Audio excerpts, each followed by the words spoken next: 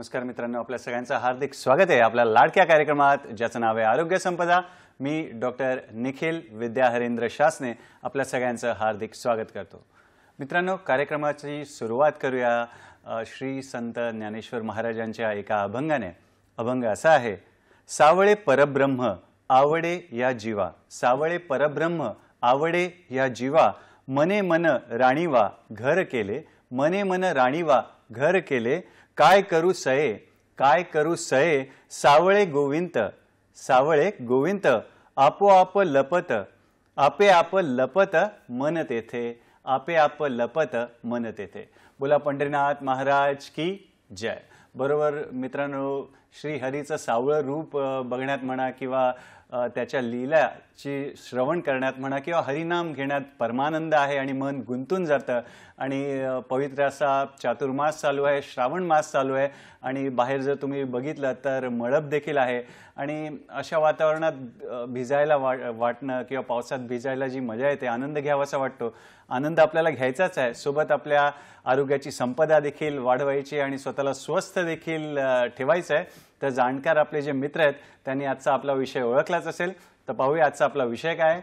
आजचा आपला विषय आहे पावसाळ्यातील आजार। बरोबर, आजचा आपला विषय आहे पावसाळ्यातील आजार आणि या विषयावर मार्गदर्शन करायला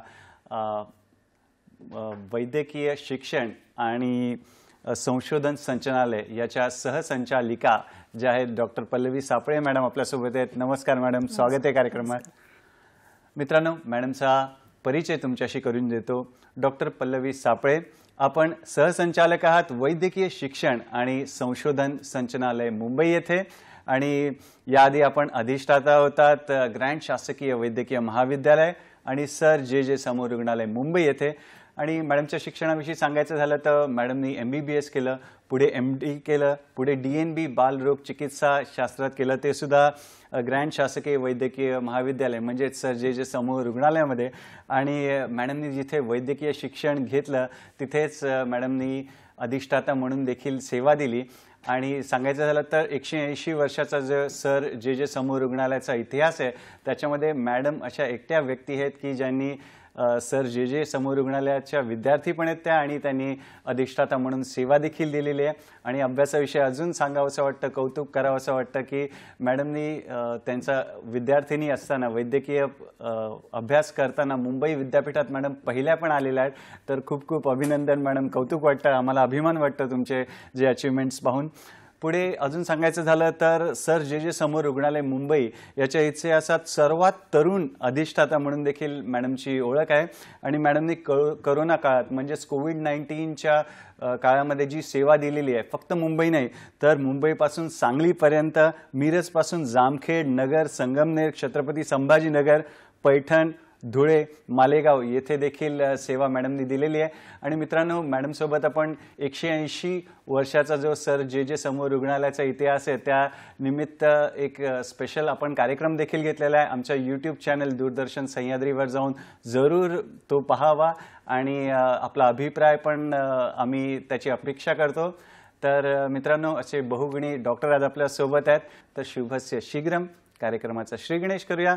पल्लवी मॅडम, पुन्हा एकदा स्वागत करतो। आणि आजचा आपला विषय आहे पावसाळ्यातील आजार।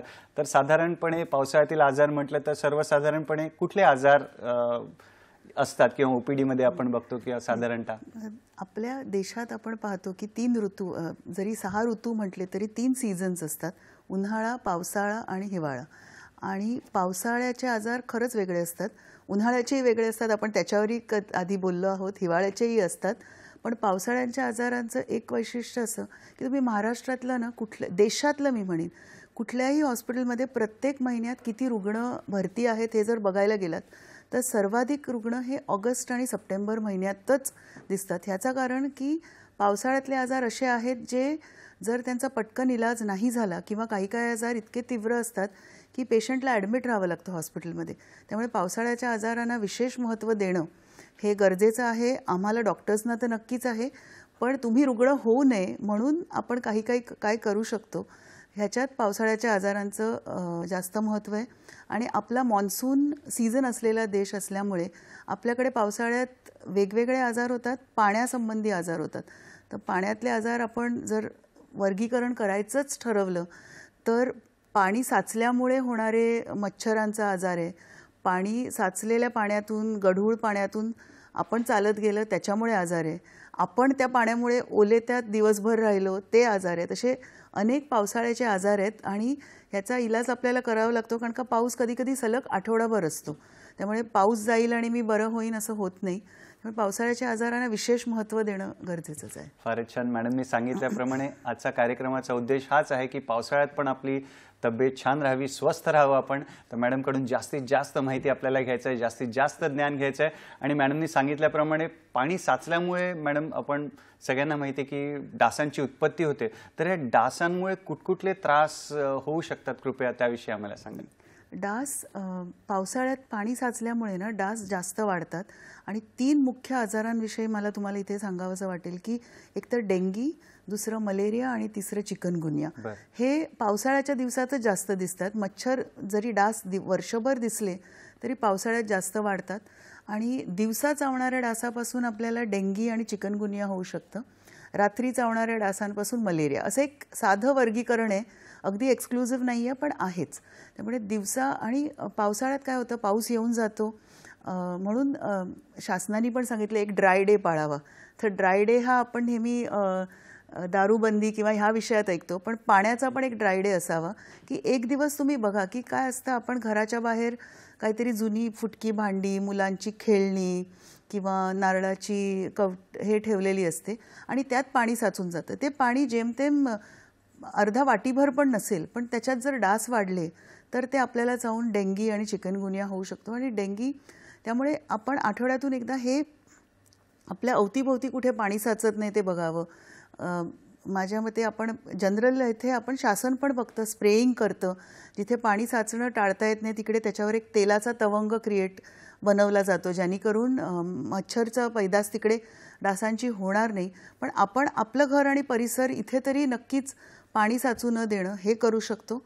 दुसरी गोष्ट आपण काय करू शकतो की आपण बाहेर जातो, आपल्या घरापुरतं मी करीन, पण मी आता इथे तुमच्या ऑफिसमध्ये आले तर मग जिथे असं वाटतंय की डास असू शकतात तिकडे शक्यतोवर दिवसभर पूर्ण कपडे घालावे, हातापर्यंत घालावे, म्हणजे ते झाकले जाऊ शकतील आणि म्हणून मग डास डायरेक्ट आपल्याला चावू शकणार नाहीत. तसंच आता लावायचे लिक्विड सोल्युशन्स आले जे तुम्ही लावू शकता किंवा कॉइल्स असतात तेही करू शकता.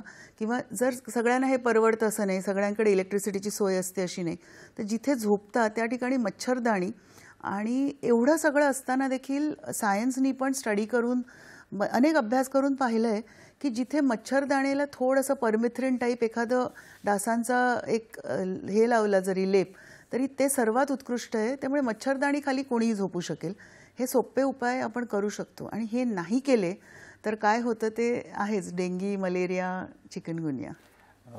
फार सरळ आणि साध्या सोप्या शब्दात मॅडमनी सांगितलं की डास समजा सकाळी चावलेला आहे, दिवसा चावलेला आहे तर त्याच्यामुळे डेंग्यू होते. महत्त्वाचे पॉईंट तुम्ही लिहू शकता. आणि रात्री चावलं तर मलेरिया होऊ शकतो. आणि मॅडमनी काय सावधानता घेतली पाहिजे आपण त्याविषयी पण सांगितलं. मॅडम थोडं आम्हाला लक्षणाविषयी सांगा ना, म्हणजे डेंग्यू, मलेरिया आणि चिकनगुनिया यात आम्ही ढोबळमानाने किंवा कसा फरक करायचा? कधी कधी डॉक्टर्सना देखील कळत नाही, कारण का हे आजार आपल्याकडे इतके कॉमन झाले आहेत आणि ह्याच्यासोबत तुम्हाला असंच व्हायरल इन्फेक्शन पण होऊ शकतं. पण ह्याच्यापासून जपायचं कसं ते मी सांगते. तर डेंगी हा आजार आहे ना, ह्याची लक्षणं 0 ते 100 अशी आहेत. म्हणजे काही लोकांना डेंगी होऊन जातं, त्यांना काहीच लक्षणं नसतात. काहींना साधं अंग दुखतं, ताप येतो, त्यांच्या रक्ताच्या म्हणजे तपासण्याही होत नाही, चाचण्याही आपण करत नाही आणि तो बरा होऊन जातो. पण ह्याचं दुसरं टोक आहे ना, ते भयावह आहे.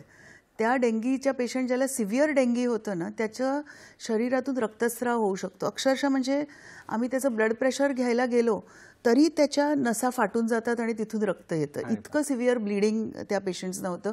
काहींना श्वास घ्यायला त्रास होतो, काहींना मल्टी ऑर्गन फेल्युअर म्हणजे हृदय, यकृत सगळेच ऑर्गन एका वेळी काम करायचंच बंद करतात. त्यामुळे हे दुसरं टोक झालं. आणि कोणाला किती सिव्हिअर डेंगी होईल आपण सांगू शकत नाही. तर जर तुम्हाला ताप, अंगदुखी असेल आणि हे 1-2 दिवसात बरं होत नसेल किंवा अगदी दात ब्रश करताना रक्त येऊ लागलं असं काही वाटलं तर डॉक्टरकडे जाऊन डेंगीची तपासणी करून घ्यावी. कारण का मग जर हे जे कॉम्प्लिकेशन्स आहेत ते आधी लक्षात आले तर त्याप्रमाणे त्याची उपाययोजना करता येतात.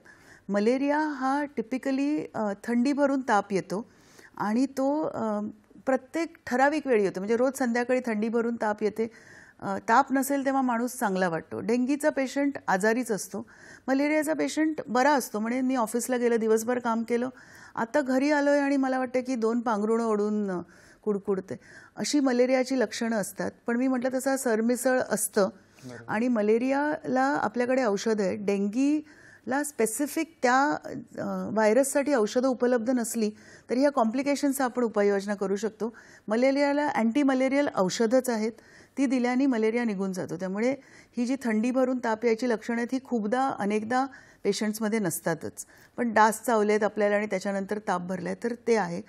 चिकनगुनियाचं असं आहे की त्याच्यात ताप आणि त्याच्यात एक लक्षण जे अक्षरशः एकाही पेशंटला चुकलं नाही की सांधे दुखणं. आणि हे 2-3 आठवडे तर इतके दुखतात की काल मॅरेथॉन पळणारा माणूस आज चालूही शकत नाही, इतके त्याचे सांधे दुखतात. 2-3 आठवड्यात ते कमी होतं, पण काही लोकांना काही महिने आणि काही लोकांना काही वर्षापर्यंत ते सांधेदुखीचा त्रास राहतो म्हणजे चिकनगुनिया झाल्यानंतर. त्यामुळे हे टाळणं जास्त गरजेचं आहे, कारण का स्पेसिफिक मलेरिया सोडलं तर बाकी 2 आजारांना इलाज नाही आहे, फक्त कॉम्प्लिकेशनचं आपण करू शकतो. तर मच्छर टाळणं, डासांचा प्रादुर्भाव टाळणं हे आपणही करायचं आहे, शासन स्तरावरही होतं आहे. त्यांना मदत करायची. म्हणजे फवारणीवाले आपल्या कॉलनीत आले तर त्यांना येऊ द्यावं की नाही आम्हाला नको, धूर येतो, वास येतो, ॲलर्जी होते, असं न करता ती फवारणी होऊ द्यावी. फारच छान शासकीय योजना पण मॅडमकडून आपण जाणून घेणार आहोत या आजारांसाठी. आणि सोबत मॅडम तुम्ही बालरोग तज्ज्ञ आहात, तर लहान मुलांनी म्हणा किंवा गरोदर मातांनी म्हणा किंवा ज्येष्ठांनी, म्हणजे तुम्ही सांगितलंच आहे आम्हाला, तर काही विशेष या आजारांशी निगडीत काही काळजी घ्यायला हवी का, त्याविषयी आम्हाला सांगा. आणि थोडं याविषयी. आपण सगळ्यांनी कोविडनी आपल्याला सगळ्यांना शहाणं करून सोडलंय आणि आपल्याला हे कळलंय की कुठलाही आजार ज्याची प्रतिकारशक्ती कमी असते त्या व्यक्तीत त्याचा जास्त प्रादुर्भाव होतो किंवा जास्त तीव्र लक्षणं जाणवतात. तर हे जे तुम्ही वयोगट म्हटलेत हे असेच आहेत. गरोदर माता, त्यांची प्रतिकारशक्ती किंवा इम्युनिटी बदललेली असते. लहान मुलं आणि वयोवृद्ध तर नक्कीच त्यांची प्रतिकारशक्ती कमीच असते. तसंच ज्यांना सहव्याधी आहे, ज्यांना डायबिटीस आहे, ज्यांना ब्लड प्रेशरचा त्रास आहे, ह्याच्यात कुठलाही आजार यांच्यात जास्त बळावू शकतो. फारच छान. मित्रांनो, आपल्याला काळजी घ्यायची आपल्या आरोग्याची, कारण की जे आपले इतर त्रास असतात त्याच्यामुळे देखील आपण संसर्ग आपल्याला होऊ शकतो. आणि मॅडम, अजून एक आम्ही लेप्टोस्पायरोसिस नावाचा प्रकार ऐकतो, वाचतो, तर लेप्टोस्पायरोसिस म्हणजे काय, त्याची काही लक्षणं कृपया आम्हाला सांगा. बरोबर आहे. आपण सगळं पाण्याबद्दलच बोलतोय आणि बरोबर आहे, मान्सूनबद्दल बोलतोय तर पाणी आलंच. तर हे जे बोलले आपण आता ते पाणी साचलं मग त्याच्यात मच्छर झाले म्हणून होतं. पण लेप्टोस्पायरा कसा होतो की पाणी साचलेलं आहे आणि त्या पाण्यात सरमिसळ होते. म्हणजे पावसाचं पाणी नसतं, ते त्या पावसाच्या पाण्यात गटरचं पाणी मिक्स होतं, कुठेतरी सांडपाणी येत असतं ते मिक्स होतं. तसेच आपल्या इकडे उंदरांचा प्रादुर्भाव आहे, त्यामुळे उंदीर असतात ते त्यांचं युरिन त्या पाण्यात मिक्स होते. आपल्या पायावर जखमा असतात आणि ह्या कधी कधी आपल्याला काही दुसरा पर्यायच नसतो. आपण जर आपल्याला घरी मला चालत जायचं आहे तर माझ्या वाटेत जर पाणी साचलंय, भलेही ते अर्धा फूट पाणी असेल तर त्या पाण्यातूनच चालणं मला भाग आहे. तर अशा पाण्यातून लेप्टोस्पायरा होऊन जातो. साचलेल्या पाण्यात जे लेप्टोस्पायरा हे आपण आता जे बोललो हे सगळे व्हायरल इलनेसेस होते आणि लेप्टोस्पायरा हा बॅक्टेरिया आहे. तर तो पाण्यात असतो आणि जर आपल्या पायाला एखादी जखम असेल तर तिथून ते पाणी जर खराब असेल, आणि ते असतंच, शुद्ध पावसाचं पाणी असतंच कुठे, त्याच्यात सगळं सरमिसळ झालेलीच असते, तर त्या पाण्यातून आपण चालत असू आणि आपल्या पायाला एखादी जखम वगैरे असेल तर तिथून लेप्टोस्पायरा होऊ शकतो. आणि आपण 2005मध्ये, तुम्हाला आठवत असेल काही ना, तर जेव्हा मुंबईत आणि इतर भागात महाराष्ट्रात खूप पाणी साचलं होतं तेव्हा लेप्टोस्पायराचा रोग इतका वाढला होता की ICU आणि व्हेंटिलेटर्स कमी पडत होते. पण त्याच्यानंतर आपल्या कार्यक्रमासारख्या इतर कार्यक्रमांनी पण लोकांमध्ये ते अवेअरनेस केला. तर 2000, तुम्ही जसं म्हणालात, मी सांगलीत कोविडमध्ये होतेच, पण सांगलीत 3 वर्ष मी अधिष्ठाता देखील होते. तर 2019मध्ये तिकडे महापूर झाला होता आणि त्याच्या आधी तिथे 2005मध्ये झाला होता. पण 2019चा महापूरनी जुने सगळे रेकॉर्ड तोडले आणि अक्षरशः एक मजला पाण्याखाली गेला होता.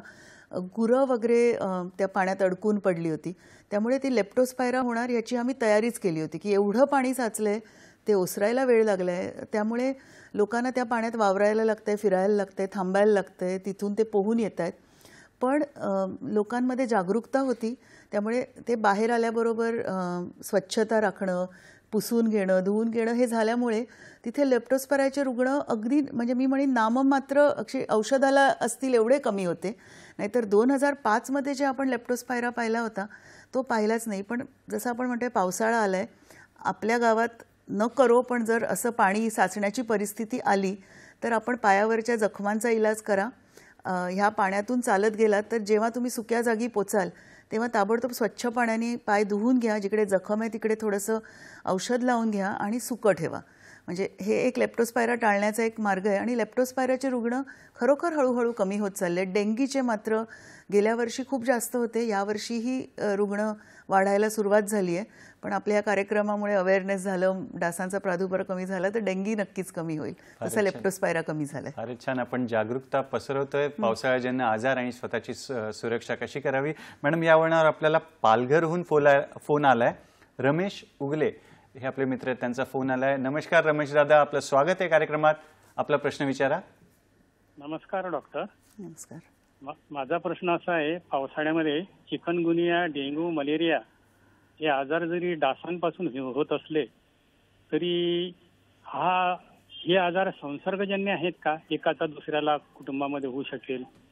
फारच सुंदर प्रश्न आहे. अजून काही विचारायचं आहे?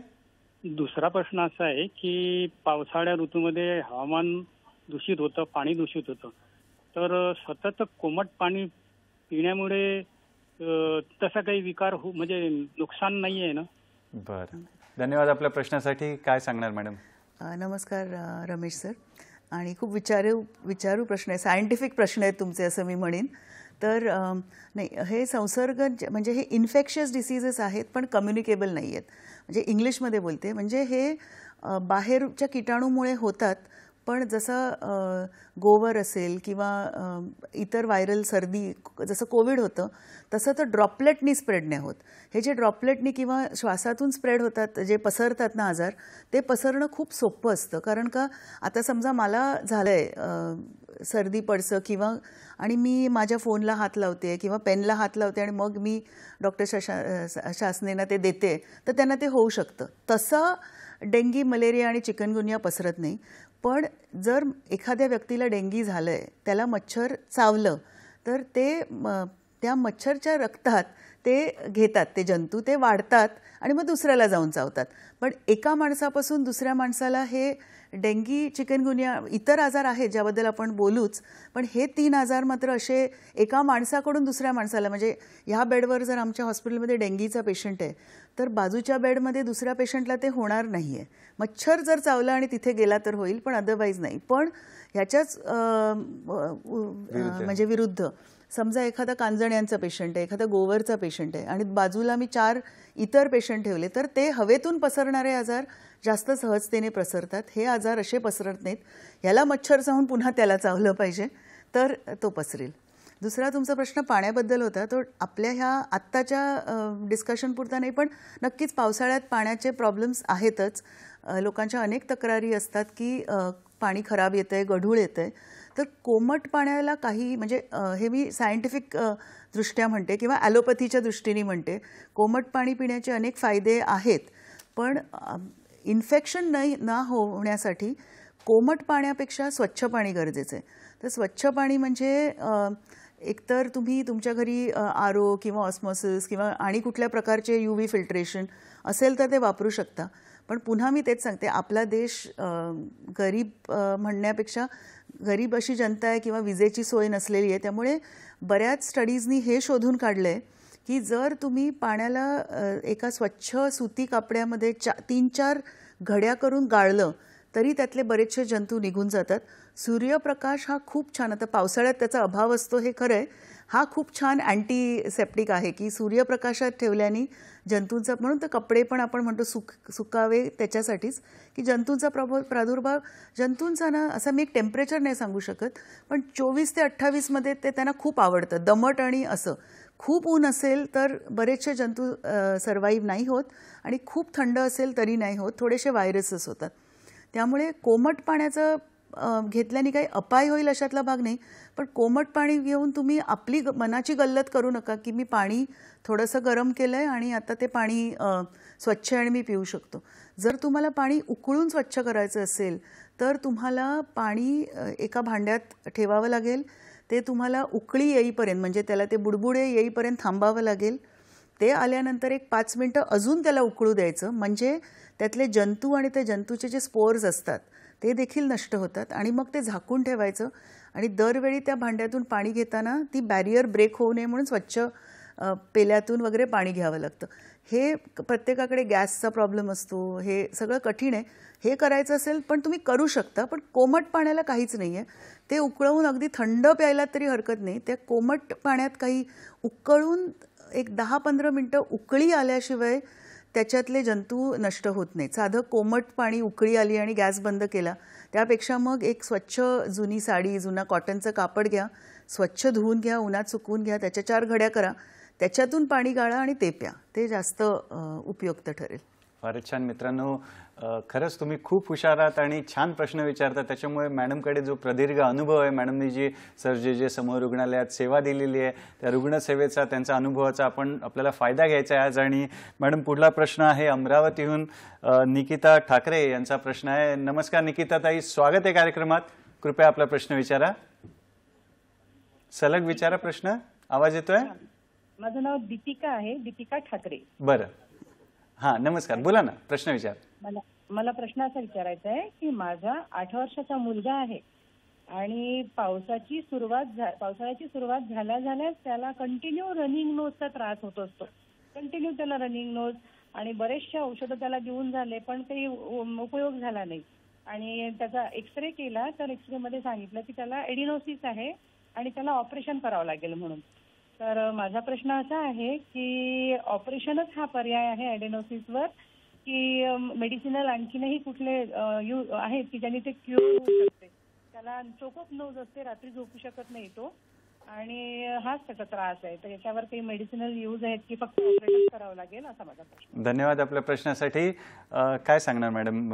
लहान मुलगा आहे 8 वर्षाचा आणि वारंवार सर्दी पडसं होत आहे. जेव्हा तपासणी केली, एक्सरे केली, ॲडिनोसिसचा त्रास आहे, तर शस्त्रक्रिया सांगितलेली आहे. तर इतर काही नाही, हा आपल्या पावसाळ्यातल्या आजाराशी ह्याचा काही संबंध नाही आहे. पण बालरोग तज्ज्ञ असल्यामुळे मी ह्या प्रश्नाचं उत्तर न देता पुढे जाऊच शकत नाही.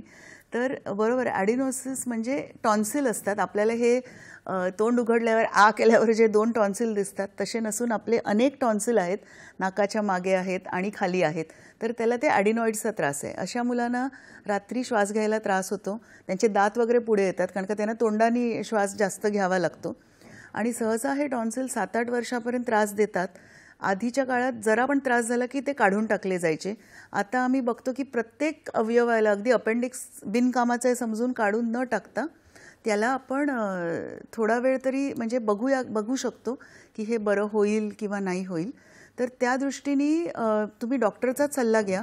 त्याला जर इतका त्रास होत असेल की एकही दिवस तो सर्दीशिवाय राहत नसेल तर कदाचित ऑपरेशनची गरज आहे. अन्यथा जर मधून होत असेल तर थोड्या वर्षांनी तो आपोआप कमी होतो. पण असं जनरल मी बोलणं चुकीचं ठरेल. त्या डॉक्टरनी पाहून त्या ॲडिनॉइड्सची काय स्टेटस आहे, ते वारंवार इन्फेक्शन होतं का बघावं. दुसरं मात्र मी तुम्हाला सगळ्यांनाच सांगू शकते की दात नीट घासावे, चूळ नीट भरावी आणि जे आतला भाग आहे घशाकडचा तिथे जर तो लहान मुलगा गुळण्या करू शकत असेल तर करावं. म्हणजे जेवताना जे अन्न राहतं ते तिथे राहून कुजून इन्फेक्शन जर होत असेल तर निदान ते तरी बंद होऊन जाईल. फारच छान मॅडम, आपल्याला सुंदर मार्गदर्शन करतायत. आपले प्रश्नांचं देखील समाधान होतं आहे. मित्रांनो, तुर्तास वेळ झाली आहे विश्रांतीची, पण श्रावण महिना चालू आहे तर श्री संत नामदेव महाराजांचा एक अभंग आपण आठवूया आणि हरिनाम घेऊया. अभंग असा आहे, नामा जपे हृदयी सदा, नामा जपे हृदयी सदा, रामकृष्ण हाची धंदा, रामकृष्ण हाची धंदा, हरिनाम परमानंदा, हरिनाम परमानंदा, हाची जप जपत असे, हाची जप जपत असे. घेऊया एक छोटीशी विश्रांती.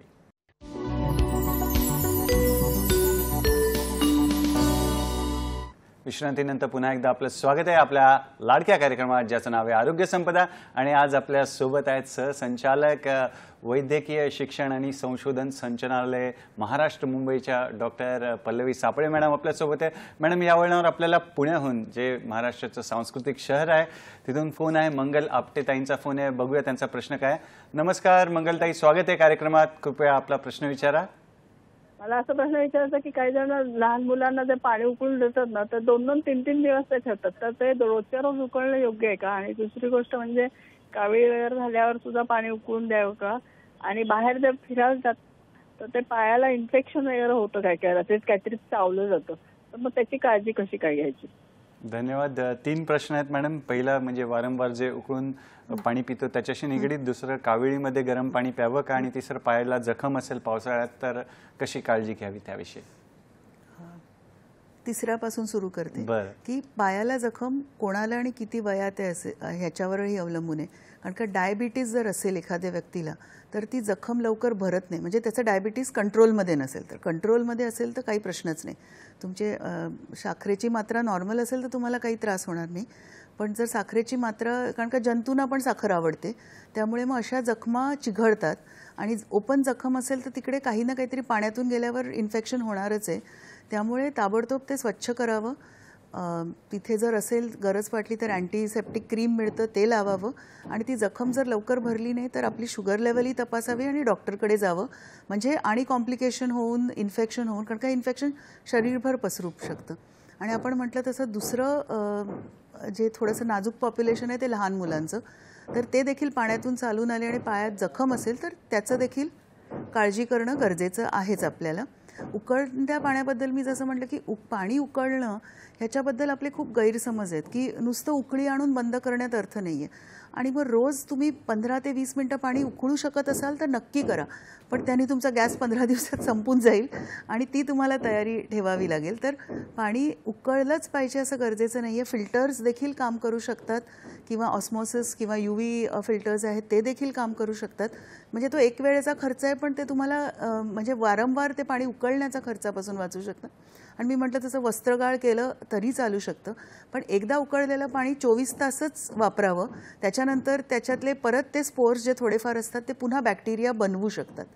आणि कावीळच्या रुग्णांबद्दल, काविळीबद्दल आपण थोडं बोलूच या.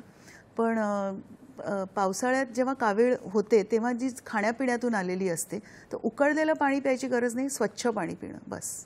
फारच छान. मंगलताईंनी विषय छेडलेलाच आहे काविळीचा. तर मॅडम, पचन संस्थेकडे वळतो. पावसाळा आणि पचन संस्था याचं नातं किंवा काय संबंध आहे, कुठले त्रास उद्भवू शकतात त्याच्याविषयी कृपया. आणि तुम्ही मगाशी बोलताना जे म्हणालात की चातुर्मास सुरू झाला आहे, तर कुठेतरी आपल्या पूर्वजांनी पण ओळखलं होतं की चातुर्मासात पचन संस्था थोडी नाजूक होऊन जाते. आणि म्हणून ह्या चातुर्मासात बरंच पथ्यपाणी पाळलं जातं, बरेच उपास केले जातात. कुठेतरी ह्या दोघांची सांगड आपणही आता सायन्सच्या दृष्टीने घालू शकतो. तर पावसाळ्याच्या दिवसात हे होतंच की आपण आता तिसऱ्या पाण्याच्या आजाराकडून वळूया, जे नुसतं पाणी नाही, खाणं पिणं दोन्हीत येऊ शकतं. की पचनसंस्था वीक झाल्यामुळे, आणि कदाचित काय असतं, हे दमाट हवामान आहे, ऊन नाही आहे, आणि अन्न पटकन म्हणजे खराब होऊ शकतं, थोडं नाशिवंत होऊ शकतं. त्यात मी म्हटलं तसं बॅक्टेरियाला मॉइस्ट ह्युमिड वातावरण आवडतं, त्यामुळे अन्न पटकन खराब होऊ शकतं. आणि ते अन्न खाल्ल्याने तुम्हाला जुलाब तर होऊच शकतात. तर पहिलं म्हणजे उलटी जुलाब होऊ शकतात खराब अन्न असलं तर त्याच्यामुळे मग इतका सिव्हिअर डायरिया होऊ शकतो. कॉलरा आता कमी झाला आहे, पण व्हायरल डायरिया तर नक्कीच होऊ शकतो. परत लहान मुलं आणि वयोवृद्ध लोक ह्यांच्यातलं अंगातलं पाणी आणि क्षार पटकन निघून जातं. सुदैवाने ORS नावाचं एक जादुई औषध आहे. म्हणजे ह्या गेल्या 100 वर्षात heart transplant, gene stem cell असे आधुनिक उपचार आले आहेत, तरी ह्या गेल्या शतकाचा सर्वात महत्त्वाचा मेडिकल उपचार हा ORS आहे. म्हणजे जे क्षारयुक्त पाणी आपल्याला मिळतं ते.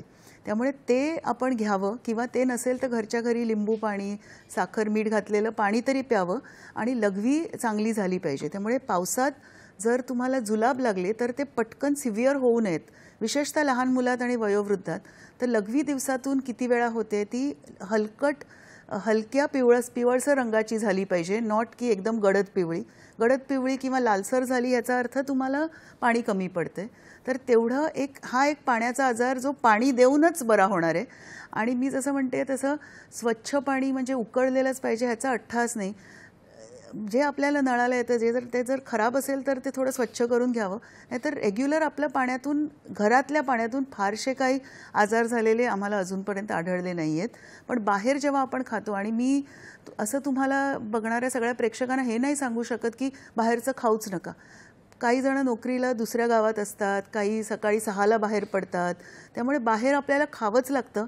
पण थोडा चोखंदळपणा करावा, थोडं तपासावं की त्याला वास नाही येते ना, किंवा अशी गोष्ट घ्यावी जी तुमच्या देखत बनवली जाते, तुमच्या देखत तळली जाते, म्हणजे ती फ्रेश असेल ह्याची थोडी खात्री असावी. साशंक वाटलं त्याच्याबद्दल त्या गोष्टी नका घेऊ. बाहेरचं कमी करा, पण टाळा किंवा बंद करा सांगणं आजच्या युगात चुकीची गोष्ट ठरेल. आणि दुसरा एक आजार जो परत तोंडावाटेच होतो तो म्हणजे जॉन्डिस. तर आता वर्ल्ड हेपॅटायटिस डे पण आपण साजरा केला 1-2-4 दिवसापूर्वी. पण आता आपण 2च हेपॅटायटिसबद्दल बोलूया. किंवा जॉन्डिस म्हणजे तापासारखं आहे. तापाला 1000 कारणं आहेत, तशी जॉन्डिसला पण अनेक कारणं आहेत. पण पावसात होणारा जॉन्डिस म्हणजे हेपॅटायटिस ए आणि ई हे अन्नातून होतं. बीचं लसीकरण उपलब्ध आहे. म्हणजे काय म्हणतात, आता मी ही डॉक्टर म्हणून ही संधी सोडू शकत नाही. तुम्ही जर हेपॅटायटिस बीचं लस घेतली नसेल, कितीही तुमचं वय असू दे तरी घ्या. आणि आता तर आपण लहान मुलाला जन्मापासूनच ती लस देतो. हेपॅटायटिस हे पूर्णपणे टाळण्यासारखा आजार आहे, तो आपण टाळू शकतो.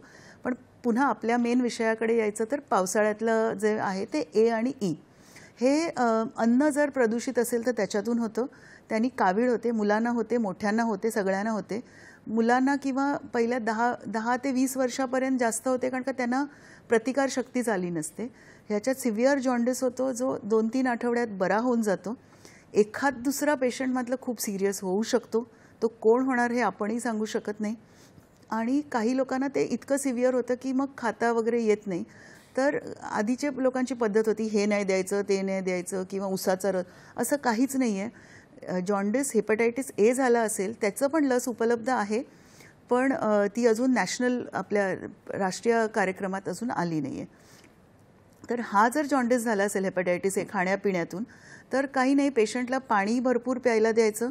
आणि जे त्याला खायची इच्छा आहे, तिखट गोड काहीही पथ्य नाही आहे त्याला, जे ते खाऊ शकतो ते स्वच्छ चांगलं अन्न त्याला द्यावं. पण अगदीच खात नसेल आणि अशक्त झालं तर मात्र ॲडमिट करून ट्रीटमेंट द्यावी लागते. फारच छान पल्लवी मॅडम, आपल्याला व्यवहारात करता येतील अशा गोष्टी आपल्याला सांगत आहेत. आणि शिवाय लसीकरणाविषयी देखील जागृती समाज प्रबोधन मॅडम करत आहेत. मॅडम, या वळणावर आपल्याला पालघरहून फोन आहे. विजय पाटील यांचा फोन आहे. पाहूया प्रश्न काय. नमस्कार विजय दादा, स्वागत आहे कार्यक्रमात. कृपया आपला प्रश्न विचारा. सलग प्रश्न विचारा विजय दादा. आवाज येतोय? येतोय आवाज. डेंग्यू, मलेरिया, साथीसार आणि चालेल. पुन्हा एकदा प्रश्न विचारा कृपया. मलेरिया, चिकनगुनिया, लॅटोपायरस, साथीसार, चालेल यासाठी घ्यावयाची काळजी आणि उपाययोजना कोणत्या? दुसरा प्रश्न आहे की मच्छरांची पैदास होते का? आणि तिसरा प्रश्न असा आहे की आपण जेव्हा पाणी पितो तर बॉईल नाही केलं तर ते पाणी थंड असलं तर त्यामध्ये औषध. बरं मॅडम, ऐकायला आले तिन्ही मला प्रश्न? clearly नाही आवाज तुमचा स्पष्ट ऐकायला नाही आला, तरी 2-3 प्रश्न जे आम्हाला ऐकायला आले त्याविषयी बोलूया. मॅडम, पहिला प्रश्न असा की जे आहे काविळीविषयी त्यांचा प्रश्न होता, म्हणजे ते पाणी गरम करून घेणं, समजा थंड झाल्यावर पुन्हा त्रास होऊ शकतो का? मलेरिया, डेंग्यू विषयी काय काळजी घ्यावी याविषयी त्यांनी, पण याविषयी तुम्ही आधीच उत्तर दिलेलं आहे. तर अशा स्वरूपाचा प्रश्न होता. तर काही अजून सांगायचं किंवा काही भर मला टाकायची? वाटतं त्यांनी कदाचित उशिरा जॉईन केला असेल आपला कार्यक्रम, पण हरकत नाही. आपण सांगितलंच आहे की मच्छरची पैदास होऊ नये म्हणून सगळे उपाययोजना करावे. घरात आणि घराभोवती पाणी साचू देऊ नका. आणि तुम्ही जिथे राहता तिकडे मच्छर जास्त असतील, डास जास्त असतील, तर त्याप्रमाणे तुम्हाला जे पटेल, कॉईल असू दे, लिक्विड हे असू दे, किंवा पॅचेस पण हल्ली मिळतात, जे तुम्हाला पटेल ते तुम्ही करू शकता. कपडे शक्यतोवर अंगभर घालावे. हे मलेरिया, डेंगी आणि चिकनगुन्यासाठी मी सांगेन. पाण्याबद्दल आपण अनेकदा आत्ताच 3 वेळा बोलून झालं आहे, पण थंड आणि गरम पाण्याचा काही संबंध नसतो. कारण का उकळलेलं पाणी, उकळतं पाणी आपण पितच नाही, ते उकळलेलं पण कोमट झाल्यावरच प्यावं लागतं. पण त्यातल्या जंतूंचा नाश करायचा असेल तर तुम्हाला ते चांगलं खळखळीत 5 ते 10 ते 15 मिनटं उकळावं लागेल. उकळी आल्यावर तरच त्याचा उपयोग होईल. ते जमत असेल तर करावं, नाहीतर इतर जे पाणी शुद्ध करायचे प्रकार आहेत ते वापरावे. आणि मी म्हणेन घरचं जे पाणी आहे ते साध्या फिल्टरमधून प्यायलं तर काहीही अपाय होत नाही. तुम्ही जिथे जाता तिथे तुम्हाला पाण्याची शाश्वती नसेल तर घरातल्या 2 बाटल्या पाणी भरून घेऊन जा बाहेर आणि ते तुम्ही घेऊ शकता. बॉटल्ड वॉटरला माझी काहीच हरकत नाही आहे, पण पर्यावरणाच्या दृष्टीने आपण नेहमी ते टाळायला सांगतो. पण जिकडे तुम्हाला खात्री नसेल तिकडे 15 ते 20 रुपये खर्च करून विकतचं पाणी घ्या, काही हरकत नाही. मॅडम, अजून कुठल्या पचन संस्थेची काळजी घ्यावी याविषयी तुम्हाला अजून काही भर टाकायचे उत्तरामध्ये का पुढे जाऊया? पुढे जाऊया ना, काही हरकत नाही. मॅडम, पावसाळ्यामध्ये जसं आपण भिजतो किंवा कपडे ओले होतात, केस ओले होतात, ओले राहतात, तर स्पेशली जेव्हा कपडे ओले असतात तेव्हा मग त्वचेचे त्रास पण होऊ शकतात. तर कुठले त्रास किंवा त्वचेचा आजार होऊ शकतात त्या विषयामध्ये? सोप्या मराठी भाषेत बोलायचं तर बुरशी. जी बुरशी पावसाळ्यात आपल्या अन्नाला पण जी हिवाळ्यात आणि उन्हाळ्यात पटकन लागत नाही ती पावसाळ्यात लागून जाते. कारण का बॅक्टेरियाला आवडणाऱ्या दोन्ही गोष्टी असतात, दमट पण थोडंसं कोमट वातावरण. मी जसं म्हटलं तर 25-26 डिग्रीज, 30-35 डिग्री त्यांना आवडत नाही, 10-12 डिग्री त्यांना आवडत नाही. त्यामुळे शरीरावर पण तेच होतं की शरीरावर जर तुम्ही ओलं राहिलात दिवसभर तर त्या ओलाव्यात तुम्हाला फंगल इन्फेक्शन व्हायचे चान्सेस नक्कीच वाढतात. बुरशी ज्याला म्हणतो आपण, फंगस. तर त्यामुळे सिंपल उपाय म्हणजे हे मी मुंबईत अनेक वर्ष म्हणजे मुंबईचीच असल्यामुळे बरेच कर्मचारी जे ऑफिसेसला जातात त्यांचा एक जोड कपड्याचा ऑफिसमध्ये असतो. कारण का पाऊस, रेनकोट म्हणा, छत्री म्हणा, ट्रेन, बस याच्या प्रवासात तुम्ही भिजणारच आहात, कपडे ओले होणारच आहेत.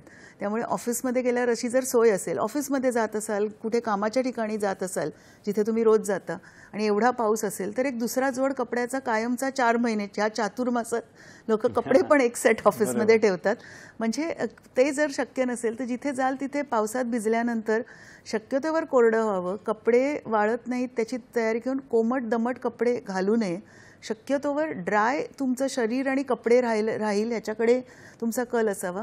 आवडत असेल किंवा पटत असेल तर तुम्ही अगदी अँटी फंगल पावडर लावायची गरज नाही आहे, पण ज्या ठिकाणी जास्त घाम येतो किंवा जास्त ओलं राहतं जसं काखेत, जांगेत, तिथे तुम्ही पावडर देखील लावू शकता. कुठलीही पावडर लावू शकता. मी कुठली स्पेसिफिक ब्रँडही सांगणार नाही किंवा अँटी बॅक्टेरियल, अँटी फंगलही सांगणार नाही, पण त्यांनी ते सुकं राहायला मदत होते आणि फंगसची वाढ होत नाही. नाहीतर हे खूप कॉमन आहे की फंगल इन्फेक्शन होऊ शकतं किंवा इवन आपले केस असतात शरीरावर तिकडे फोडी येऊन, पुळी येऊन बॉईल्स आणि ॲप्सेस होऊ शकतं आणि मग ते खूप मोठं इन्फेक्शन देखील होऊ शकतं. म्हणजे नुसतं फंगस नाही, बॅक्टेरियल इन्फेक्शन्स पण होऊ शकतात. ओलं अंग राहिल्याने, ओले कपड्यात अनेक तास राहिल्याने हा त्रास नक्कीच होऊ शकतो. मॅडम, पुण्याहून आपल्याला फोन आहे. आर्या दीक्षित यांचा फोन आहे, पाहूया त्यांचा प्रश्न काय. नमस्कार आर्या ताई, स्वागत आहे कार्यक्रमात.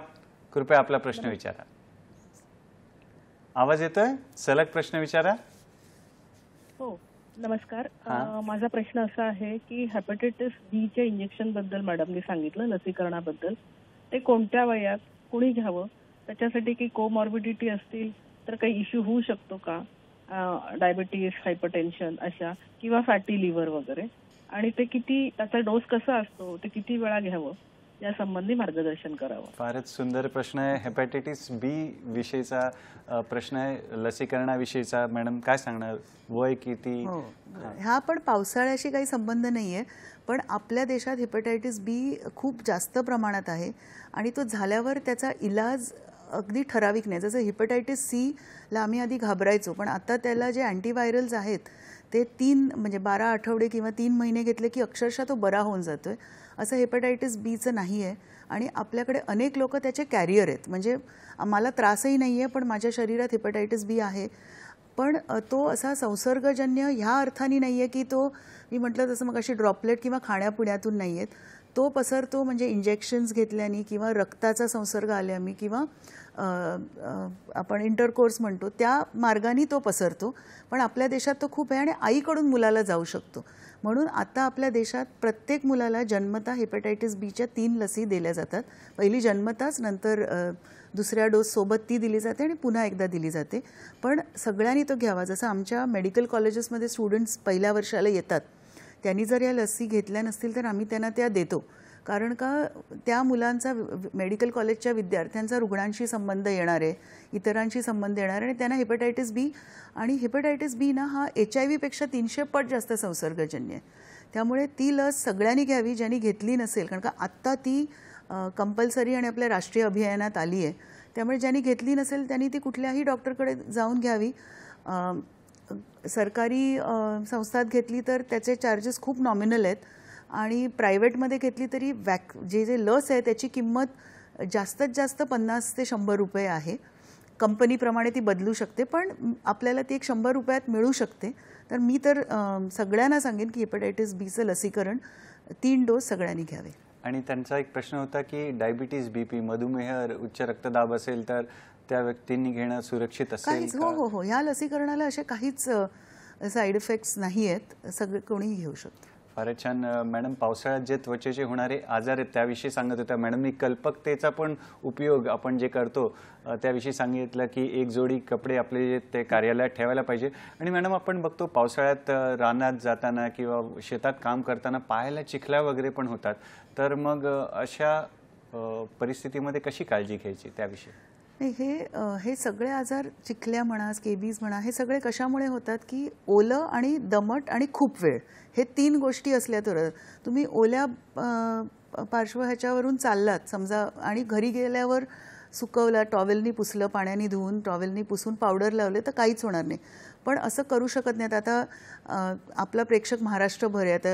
आता भात शेती करायची आहे तर चिखलातच तासनतास राहावं लागतं. पण निदान बाहेर आल्यावर ते सुकं करू शकतो. आणि दुसरा सोपा मार्ग म्हणजे गमबूट. ज्यांना खूप वेळ पाण्यात उभं राहायचंय किंवा ज्यांना पाण्यातून जायचंय तर चांगले गुडघ्या उंचीचे गमबूट घ्यावे. गमबूट म्हणजे मी म्हणेन ही एक इन्व्हेस्टमेंट काही फार महागडी नाही आहे. कारण का हे गमबूट वर्षानुवर्ष टिकू शकतात. तर ज्या व्यक्तीला माहिती आहे की मला रोज पाण्यात काम करायचं आहे किंवा पाण्यातून चालायचं आहे किंवा मी जिथे चालतोय तिथे माझ्या पायाला म्हणजे बॅक्टेरिया किंवा प्रदूषित पाणी येऊ शकतं, जसं आपण लेप्टोस्पायरस, तर गमबूट हा एक खूप सहज सोपा मार्ग आहे. गमबूट घालून फिरावे, ते कुठेही मिळतात आणि अनेक वर्ष टिकतात. फारच छान. मॅडम, या वळणावर अजून एक आपल्याला पुण्याहून फोन आहे. योगेश दादांचा फोन आहे. पाहूया त्यांचा प्रश्न काय. नमस्कार योगेश दादा, स्वागत आहे कार्यक्रमात. कृपया आपला प्रश्न विचारा. सर, मला असा प्रश्न विचारायचा की पावसाळ्यात सपोज एखादी जखम झाली असेल आपल्याला तर त्याची काळजी कशी घेतली जावी? बरं, काय सांगणार मॅडम, जखमेची काळजी कशी घ्यावी पावसाळ्यात? मी सांगू का, पहिली गोष्ट, आपण ना खूप घाबरतो ह्या गोष्टींना. नेचर किंवा निसर्गच स्वतःच्या स्वतः बरं करतं. अँटीबायोटिक ज्याबद्दल आपण इतकं बोलतोय त्याचा आता उपयोग होऊन आता दुरुपयोग याकडे आपण त्या मार्गी लागलोय. पहिला अँटीबायोटिक 1940 साली आलंय म्हणजे आपल्या जगात, वर्ल्ड वॉर 2च्या आधी. त्यामुळे अँटीबायोटिकच्या आधी सर्दी पडस्यानी किंवा ताप खोकल्यानी लोक दगावत होती का? नाही. कारण का आपलं शरीर स्वतःला बरं करायची आपल्या शरीरात भरपूर ताकद आहे. म्हणजे माझी जर प्रतिकारशक्ती चांगली असेल, मला काही सहव्याधी नसतील आणि मला जरी बॅक्टेरियामुळे घसाचं सर्दी खोकला झाला तरी 4-5 दिवसात मी बरी होईन. अँटीबायोटिक घेतलं तर थोडं लवकर बरी होईन, बॅक्टेरियल असेल तर. त्यामुळे जर काही आपल्याला आजार झाला तर आपली प्रतिकारशक्ती चांगली असेल तर आपण बरेचसे आजार नॅचरली बरे होऊन जातात. त्यामुळे चालता फिरता छोटीशी जखम झाली तर काही घाबरायचं कारण नाही आहे. ती स्वच्छ ठेवा आणि तुम्ही आपोआप बरे व्हाल. पण जर तुम्हाला डायबिटीस असेल किंवा जखम एका गंजलेल्या वस्तूपासून झाली असेल, खिळा म्हणा किंवा पत्रा म्हणा, तर मग टिटॅनसचा धोका आहे. तर ते पाहून घ्यावं आणि टिटॅनसचं इंजेक्शन नक्कीच घ्यावं. किंवा डायबिटीस असेल तर ते त्याप्रमाणे करावं. अदरवाईज आपलं शरीर देखील स्वतःच एक डॉक्टर आहे आणि आपलं शरीर एक होमिओस्टॅसिस म्हणून शब्द आहे. आपलं शरीर नॉर्मल्सीला स्वतःला आणायचा प्रयत्न करतो. आपणच जर उगाचच गडबड गोंधळ करून ते मोठं करू नये. तर जखम एखाद्या नॉर्मल हेल्दी व्यक्तीला झाली तर त्यांनी फक्त ती स्वच्छ आणि सुकी ठेवावी. जमलं तर तिकडे लोकली एखादं अँटीसेप्टिक लावावं, तो बरा होऊन जाणार आहे. फारच छान मॅडम. याआधी तुम्ही सांगितलं गमबूट वापरायला सांगितलं आणि आता आपल्याला प्रश्न आला, धन्यवाद आपल्या प्रश्नासाठी, की जखमा झाल्या तर आपण पावसाळ्यामध्ये समजा आपण बघतो की काहीतरी उंदीर चावणं म्हणा किंवा पाय घसरून पडणं म्हणा किंवा चपलेमध्ये किंवा बुटामध्ये कुठला किडा जनावर जाऊन बसतो तो चावणं, तर असे जे अपघात होतात तर कशी काळजी घ्यावी किंवा त्याविषयी थोडं आम्हाला सांगा. घसरून पडणं हे पावसाळ्यात नक्कीच होतं. निसरडा आता गमबूटचा विषय केला म्हणून, तर कसं असतं, घसरून पडलं तर तुमची हाडं जर ठिसूळ असतील, आणि हे टिपिकली आम्ही बघितले ज्यांचं वय जास्त आहे त्यांना हे होतं की शरीरातलं आणि ह्यातलं व्हिटॅमिन डी आणि कॅल्शियम कमी होतं हळूहळू, आणि त्याच्यामुळे हाडं ठिसूळ होतात. त्यामुळे ते सहज जखम होते. म्हणजे अक्षरशः बाथरूम निसरडं असतं, साफ नसेल केलं, ओलं असेल तर ते निसरडं असल्यामुळे पडतात. आणि त्यांना म्हणजे एखाद्या धडधाकट व्यक्तीला काही नाही होणार, मे बी थोडंसं दुखेल 2 दिवस, पण ह्यांना फ्रॅक्चर होऊन जातं. मग त्यांच्या वयामुळे त्यांना हिपचं सर्जरी म्हणा, नीची सर्जरी करावी लागते. त्यामुळे हे जपावं आपण. आपल्या घरात जिथे निसरडं आहे ते कोरडं करावं, किंवा तिकडे हल्ली मॅट्स मिळतात, अँटीस्लिप मॅट्स, ती नाही मिळाली तर एखादं जाड गोंडपाटसारखं जिथे घसरणार नाही ह्याची आपण आपली घरात तरी काळजी घ्यावी. हे नक्कीच करावं. चप्पल चांगले घ्यावे, गमबूट वापरले ज्याचं ग्रिप चांगलं आहे. कारण का पडून कपडे धुता येतील पण फ्रॅक्चर झालं तर मग ते खूप लांबलचक गोष्ट बनून जाते. त्यामुळे ते एक जपणं गरजेचं आहे. काही भागात स्कॉर्पियन बाईट, विंचू चावणं, कारण का विंचू पण जागा शोधत असतात. हे विशेषतः कोकणाच्या भागात दिसतं. तर विंचू चावला तर त्याला काही घरगुती उपाय नाही आहे, डॉक्टरकडे जा. आणि मग विंचू चावल्याबरोबर सर्पदंशाचे, मी अंबाजोगाईला जेव्हा होते तर तिकडे ते व्हायचं की मुलं खेळतात, कुठेतरी दगडाखाली एक साप असतो, बॉल आणायला जातात. हे अक्षरशः वर्षभर आम्ही सर्पदंशाचे रुग्ण बघतो. पण उन्हाळा आणि त्याच्यानंतर थोडा पावसाळा, पहिला पाऊस आला की हे पण रुग्ण दिसतात. तर साप वगैरे चावला तर त्याला काही घरगुती करत बसायचं नाही. हलकंसं टुर्निके बांधून लवकर डॉक्टरकडे जायचं. कुठल्याही शासकीय संस्थेत गेलं तिथे अँटीवेनम किंवा तो साप ओळखता येतो आणि करता येतं. तर हे पावसाचे म्हणजे पाण्यापलीकडचे आजार आहेत. पण हे आजार नाही म्हणता येणार, पण हे पावसाचे साईड इफेक्ट्स आहेत असं म्हणायला हरकत नाही, की ह्या गोष्टी पण होत असतात आणि दिसत असतात आपल्याला. आणि मॅडम, पावसाळा म्हटलं की सर्दी पडशाविषयी चर्चा तर व्हायलाच पाहिजे. तर अजून कुठले त्रास होऊ शकतो किंवा कॉमनली आपण बघतो? सर्दी पडसा आहे ना, हा काय म्हणतात, हा पेरिनियल आजार आहे. हा वर्षभर असतो पण त्यांची कारणं बदलत राहतात. जर तुम्ही हिवाळ्याच्या सीझनमध्ये बघितलं ना, ते जर टिपिकली व्हायरल असतं. आणि आत्ता जर बघितलं पावसाळ्यात ना, तर थोडं ते इन्फेक्शनमुळे झालेलं असतं की भिजणं होतं, हवा दमट असते, काही बॅक्टेरिया जास्त असतात. आणि म्हणून 3-4 दिवसात बरं झालं तर हरकत नाही, नाही झालं तर डॉक्टरला नक्कीच दाखवावं. पण सर्दी पडसं मी जसं आता त्या आपल्या एक ताई म्हणाल्या होत्या, मला वाटतं दीपिका ताई, की त्यांच्या मुलांना ॲडिनॉइड्स आहे. तर ह्याला ऑलरेडी सर्दी पडसं व्हायची टेंडन्सी आहेच. ती पावसाळ्यात अजून वाढते. म्हणजे पावसाळ्यात आणि हिवाळ्यात तो मुलगा उन्हाळ्यात चांगला असतो, पण पावसाळ्या हिवाळ्यात त्याला जास्त वेळा सर्दी होते, शाळेला सुट्टी घ्यावी लागते.